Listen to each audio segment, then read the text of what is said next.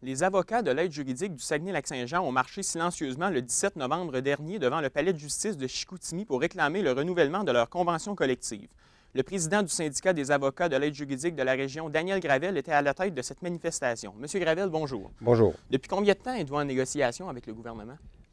Notre convention collective est terminée depuis mars 2010, mais on a entrepris les négociations quand même de façon intensive depuis quelques semaines seulement. Pourquoi? C'est que on savait que les juristes de l'État et les procureurs aux poursuites criminelles et pénales, eux aussi, étaient en négociation. D'ailleurs, leur négociation s'était terminée de façon abrupte, vous vous souviendrez, au printemps, lorsqu'il y avait eu une loi spéciale qui avait été votée par le gouvernement. Mais ce qu'on a appris par la suite, c'est que, et on peut conclure qu'il y a eu d'autres négociations parce que il y a un projet de loi qui a été déposé le 15 novembre dernier et qui élaborait un nouveau modèle de négociation collective pour les procureurs de la Couronne. Et quelles étaient les nouvelles conditions de travail des procureurs de la Couronne à la suite de ces négociations-là? Bien, c'est-à-dire que ils avaient une augmentation de salaire d'environ 15 il y avait des groupes de procureurs qui sont sur des escouades spécialisées comme le Blacko, avec une rémunération différente. Ils ont aussi une augmentation de leurs heures de travail à 37h30. Donc, au lieu d'être payés pour 35 heures, ils sont payés pour 37h30. Je présume et je pense honnêtement que la plupart des représentants de l'État faisaient au moins ce 37h30 et probablement un peu plus même pour arriver dans leur tâche. Vous parliez du Blacko. Qu'est-ce que c'est exactement?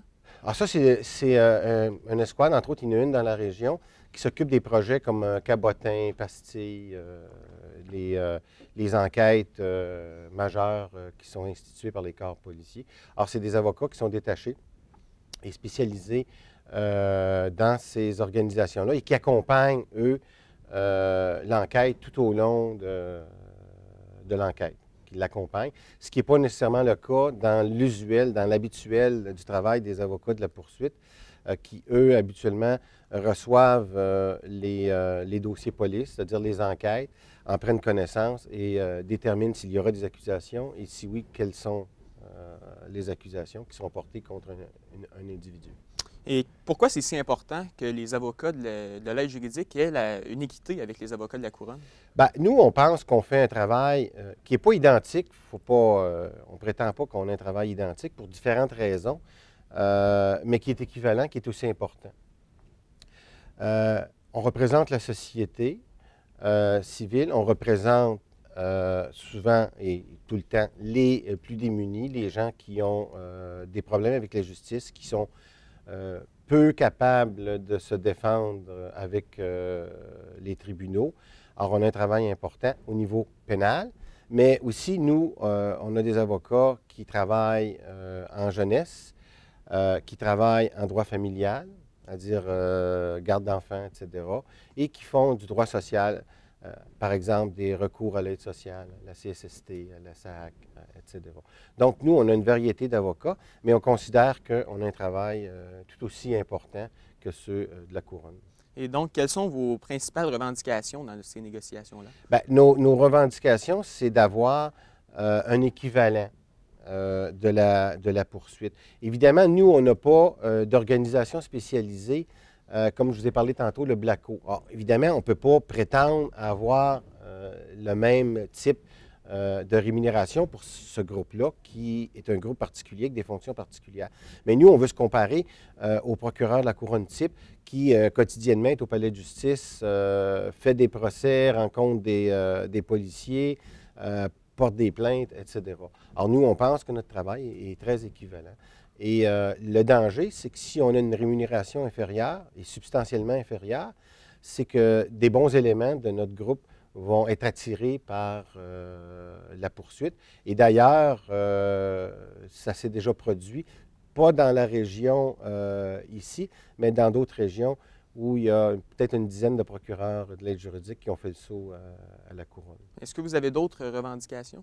Non, grosso modo, on veut avoir un traitement équivalent avec les distinctions qui doivent s'imposer si on est conscient de ça. On n'a pas reçu de réponse encore de l'employeur et surtout du Conseil du Trésor parce qu'évidemment, comme on est un organisme parapublic qui est subventionné par le gouvernement, pour qu'on ait les sommes requises, évidemment, il faut avoir l'assentiment du Conseil du Trésor. Et quel message vouliez-vous passer exactement avec la marche du 17 novembre dernier? Bien, d'abord, l'objectif, c'était de faire connaître nos revendications. C'était aussi de ne pas perturber le système judiciaire. Donc, on le fait sur l'heure du dîner, lorsqu'il y a une pause sur l'heure du dîner. Et on ne voulait surtout pas pénaliser notre clientèle. Okay? Donc, on voulait faire une démarche sur la place publique pour faire valoir nos revendications. Et nous, on prétend, j'ai mon macaron, et nous, on prétend que on a moins de poids présentement dans l'appareil judiciaire que certains groupes, puis que l'État, qui investit énormément d'argent justement dans les commissions d'enquête, dans la recherche des criminels. Ce qui est correct, là, ce n'est pas une critique, c'est un constat, tout simplement. Mais nous, on pense qu'on est aussi un élément majeur du système de justice. Et le barreau du Québec parle depuis des années de l'accès à la justice. On est un élément important de l'accès à la justice. Et justement, vous parliez d'accès à la justice. Est-ce que vous croyez que les citoyens pourraient être touchés par les négociations? À ce stade-ci, non, pas immédiatement, mais effectivement, à plus long terme, si on n'a pas de résultat, et là, je ne parle pas d'années, mais de peut-être quelques semaines, quelques mois, oui, il pourrait y avoir effectivement des gestes qui, malheureusement, pourraient avoir un impact sur l'accès à la justice. Et à la suite de la marche, est-ce que vous avez eu une réponse du gouvernement? Non, les négociations sont quand même en cours. Je ne suis pas sur le comité de négociation, donc je n'ai pas les détails au quotidien. Mais je pense que nos demandes sont écoutées par nos patrons de façon correcte.